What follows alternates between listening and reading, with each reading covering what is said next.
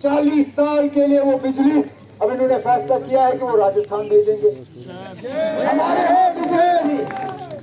इस साल के सर्दियों की हालत हमें अभी भी याद है। 8-8, 10-10, 12-12 घंटे कट और हमारी बिजली राजस्थान। हमने जब बगलिहार का पावर प्रोजेक्ट बनाया, मुलाजमत यहाँ के लोगों को मिली, बिजली हमने इस्तेमाल किया, इन लोगों ने वो सारा बाहर दे दिया। एक चीज कर सके यहाँ जिसमें हमारी और तबाही हुई, नुक्कड़ नुक्कड़ पे इन लोगों ने शराब की दुकानें और कुछ नहीं किया। जितनी शराब की दुकानें खोली, अगर उतने स्कूल बनाए होते मैं मानता, अगर उतने अस्पताल बनाए होते मैं मानता, अगर उतने कॉलेज खुले होते मैं सलाम करता, अगर उतने लोगों को रोजगार दिया होता मैं कहता हाँ जनाब आपने यहाँ कुछ बेहतरी लाई। नशा और ड्रग्स, इसके अलावा हमारे नौजवानों को दिया क्या है? क्या दिया? आप खुद देखिए ना क्या दिया। इसलिए यहाँ वोटों के बंटवारे में लगे हुए हैं। चुन चुन के इन्होंने उम्मीदवार लाए हैं ताकि आप लोगों की आवाज कमजोर हो जाए। यहाँ पार्टियां नहीं, उनको कायम करने का मकसद सिर्फ ये कि किसी तरह यहाँ वोटों का बंटवारा हो। नहीं तो मुझे बताइए ना, ये जो नई पार्टियां हैं, इकलौता उनका उम्मीदवार उधमपुर की सीट पे क्यों? ये पूछने लायक बात है। जब वो आपसे वोट मांगते हैं तो उनसे पूछिए ना। जम्मू कश्मीर में 5 पार्लिमानी हलके हैं, सिर्फ उधमपुर से उनका उम्मीदवार क्यों उठा? जम्मू से क्यों नहीं? अनंतनाग से क्यों नहीं? श्रीनगर से क्यों नहीं? बारामूला से क्यों नहीं? सिर्फ और सिर्फ यहां वोट काटने के लिए। उनका कोई जलसा उधमपुर में हुआ? 10 असेंबली हल्के हैं वहां पे। उन 10 असेंबली हल्कों में एक जगह भी उन्होंने प्रोग्राम किया? कठुआ में 6 असेंबली हल्के हैं। कठुआ के 6 असेंबली हल्कों में एक हल्के में उन्होंने प्रोग्राम किया? अरे ना, यहां तक के रामबन में भी उन्होंने प्रोग्राम नहीं किया। रामबन में। अगर ये सोचने लायक बात है, जो इलेक्शन जीतने के लिए निकलता है, क्या वो कोई इलाका छोड़ता है? मुझे बारामूला से इलेक्शन लड़ना है ना, आपको क्या लगता है मैं 3 असेंबली हल्कों में जाके तकरीर करूंगा, बाकी छोड़ दूंगा? एक असेंबली हल्के में मुझे तो पता नहीं कितनी बार जाके वहां लोगों को मेरे हक में वोट डालने के लिए तैयार करना होगा। अब अगर ये लोग बाकी जगहों में नहीं गए, उसका सीधा सीधा मतलब यह है कि वो खुद जीतने के लिए नहीं लड़ रहे हैं, वो बीजेपी को जितवाने के लिए लड़ रहे हैं।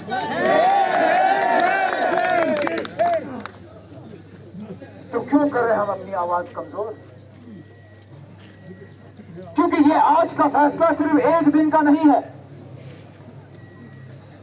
अगर आज की गलती आप कल दुरुस्त कर पाते तो मैं कहता कोई बात नहीं, आज करिए कल ठीक करेंगे। लेकिन आज का फैसला आपको 5 साल के लिए इसका खमियाजा भुगतना होगा। इसलिए खुदारा जब आप फैसला करेंगे तो सोच समझ के करिएगा। एक तरफ से वो लोग जो हमें बांटने की कोशिश करें, जो हमें अलग करने की कोशिश करें, अलग करने की कोशिश करें, जो मजहब की बुनियाद पे यहां वोट हासिल करने की कोशिश करें, जो जात बरादरी इलाकाई सियासत करें। दूसरी तरफ से वो जो जब बात करते हैं तो जोड़ने की बात करते हैं, जब यात्रा निकालते हैं तो कहते हैं कि हम भारत को जोड़ के यात्रा निकालेंगे। हम लोग हैं, विरासत में हमें नारा मिला है, शेर कश्मीर का क्या इरशाद, हिंदू मुस्लिम सिख इत्तेहाद। हम नेशनल कॉन्फ्रेंस वाले, हमारी ताकत इसमें नहीं है कि हम बच जाएं, हमारी ताकत इसमें है कि हम एक साथ आ जाएं। मैं बार बार ये मिसाल देता हूं, हाथ की 5 उंगलियों को अलग रखें तो एक एक करके ये उंगलियां तोड़ी जा सकती, पकड़ के बस तोड़ना है। लेकिन हाथ के 5 उंगली एक साथ हो, मुट्ठी बने, इस मुट्ठी को कोई तबाह नहीं कर सकता, कोई कुछ नहीं बिगाड़ सकता।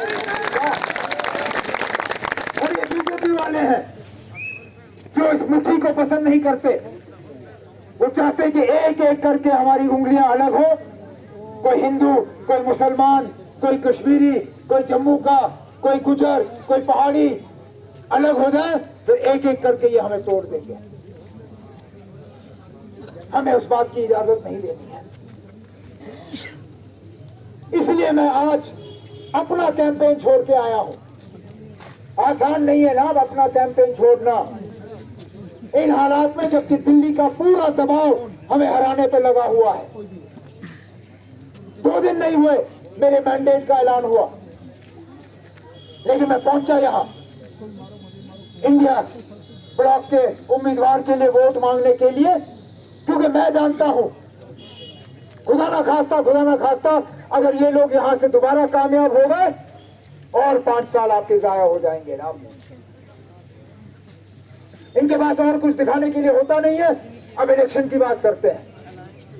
अरे 6 साल हमें असेंबली इलेक्शन से महरूम रखा गया, क्यों? क्या खता थी हमारी?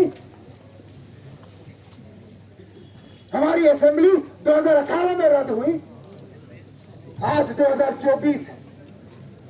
6 साल इनको हमारे असेंबली इलेक्शन नजर नहीं आए। आज कहते हैं वो हमें रियासत बनाएंगे। अरे पहले हमें ये समझाइए, हमें यूटी क्यों बनाया आपने? क्यों? क्या खता थी यहां के लोगों की? पूरे मुल्क में यही एक रियासत है जिसको रियासत से हटा के यूटी का दर्जा दिया गया, बाकी यूटी से रियासत बने। इनको इतनी नफरत हमसे, इतना इन्होंने हमसे जिद निकाला कि हमारी रियासत छीन के हमें यूटी बनाया। अब कहते हैं हम आपको दोबारा रियासत बनाएंगे। अरे पहले ये बताइए आपने हमें यूटी बनाया क्यों? हमें मिला क्या इस यूटी से?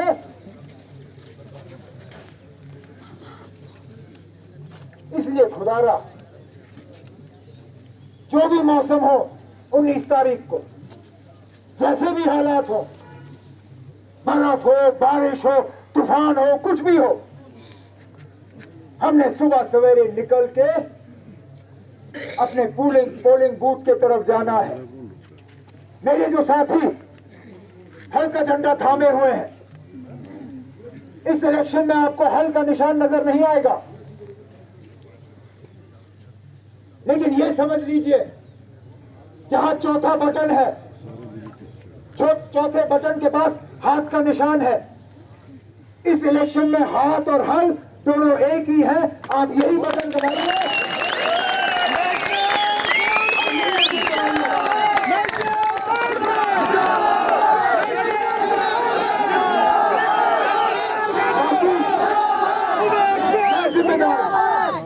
मैं जिम्मेदार। वजीर आजम साहब भी गारंटी देते हैं, मैं गारंटी देता हूं ना, जितवाइए हमारे इंडिया ब्लॉक के उम्मीदवार को। नहीं देंगे हम आपको धोखा, नहीं करेंगे हम आपको मायूस, नहीं छोड़ेंगे हम आपका हाथ।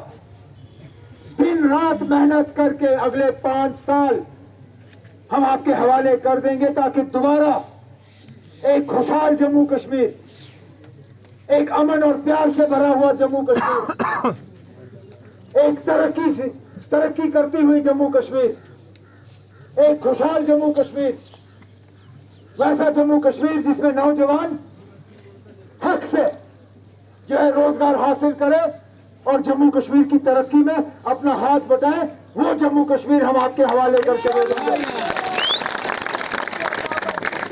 इस उम्मीद के साथ कि 19 तारीख को, इस उम्मीद के साथ कि 19 तारीख को आप इंडिया ब्लॉक के उम्मीदवार, कांग्रेस के उम्मीदवार, नेशनल कॉन्फ्रेंस के उम्मीदवार चौथे बटन पे जिनका निशान हाथ का है, उम्मीदवार को आप यहां से कामयाब करके भेज दीजिए और अपनी नुमाइंदगी करने का एक मौका दे दीजिए।